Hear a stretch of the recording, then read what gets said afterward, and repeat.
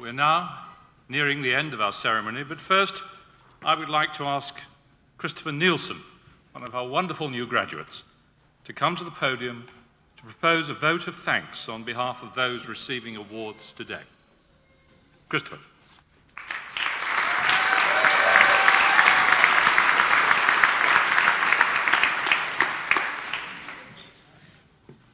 First of all, I'd like to say thanks to the students and family members who are present here today to celebrate our graduation from Anglia-Ruskin University. It is my privilege and pleasure to be up here today to say thanks, obviously not only on behalf of myself, but for all graduating students here today. And yes, we have much to be thankful for. Our first thanks must be to our lecturers and tutors for not only sharing their knowledge, expertise, and enthusiasm for their subjects, but also for keeping calm and helpful when the hand-in date closed in on us. We owe thanks as well to the hundreds of writers, researchers, theorists, and practitioners on whose work we've drawn in books, articles, and the media. Now, behind the scenes of Anglia-Ruskin, but vital to it, are the ancillary staff, the people in administration, the library, those in refectories, the technicians, our security staff. Thank you to you all for your essential but often hidden work on our behalf.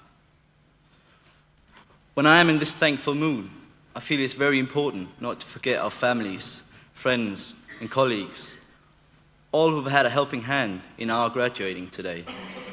Thank you for the support and encouragement you've given us during the years of study. Thank you for the sacrifices you've made for us, perhaps some financially, perhaps some of time, perhaps just lending us an ear when it was needed. Thank you for listening to our perhaps endless tales of assignments, projects, tests, and examinations, and for listening to our hopes of success, and maybe more truthfully, our fears of failure. You have, as much as us, graduated here today. And I would like all the students to stand up and give your loved ones an applause.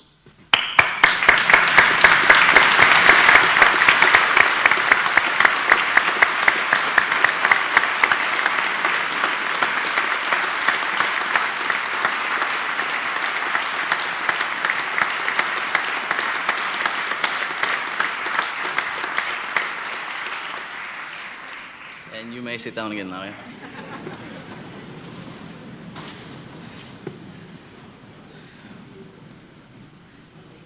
So now what? Some of you have probably written down your future step by step and know exactly where you'll be in 10 years' time. And then there are many others of us who do not even know where we'll be in a year from now. While we might envious the people in the first category, being in the second category is no cause for alarm. I watched the movie Groundhog Day along with some of my fellow students the other night. And it's about, for those of you who doesn't know it, it's about this man who is reluctantly sent, weatherman, who's reluctantly sent to cover a story about a weather forecasting rat, as he calls it. On awakening the following day, he discovers that it's Groundhog Day all over again. So is the next day. So is the next day. First, he uses this to his advantage. But then comes the realization that he's doomed to spend the rest of eternity in the same place, seeing the same people, and doing the same thing all over again. But he decides to stand up to his misery and act out his perfect day, not only for himself, but for all the people surrounding him. Now, we've developed skills and abilities in our studies, which gives us flexibility in our careers in today's fast-moving global job market. As those of you who are familiar with Groundhog Day will know that the key theme is that in the end you can make a personal difference in your surroundings, which would be tenfolded. So we must try to keep the attitude of seize the day throughout the rest of our lives. My wish is today that all graduating students are thankful to you all, and in the years to come we will cherish the good times and opportunities which the education at Anglia-Ruskin University has given us. Remember, yesterday is history, tomorrow is a mystery, but today is a gift. That's why we call it the present. Thank you.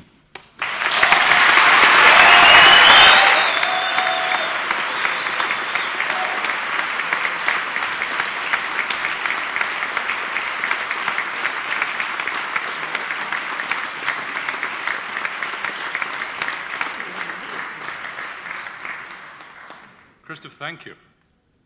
I'm not sure I'll watch that film in quite the same way again. And now I call for one final time on the Vice-Chancellor, Professor Michael Thorne.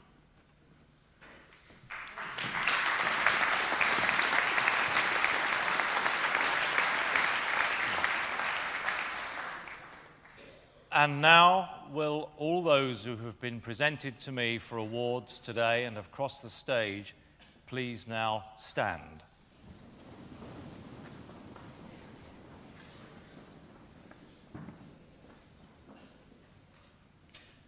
By my authority as Vice-Chancellor, I hereby confer on you the degrees, diplomas and certificates for which you have been presented to me here today. Our warmest congratulations to you all.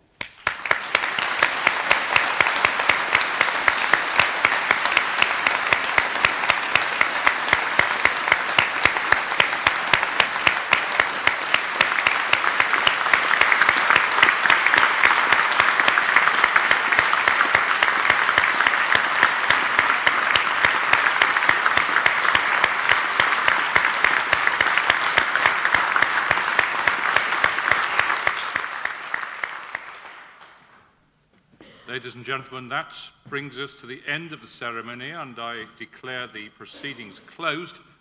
Will you please now stand for the academic procession?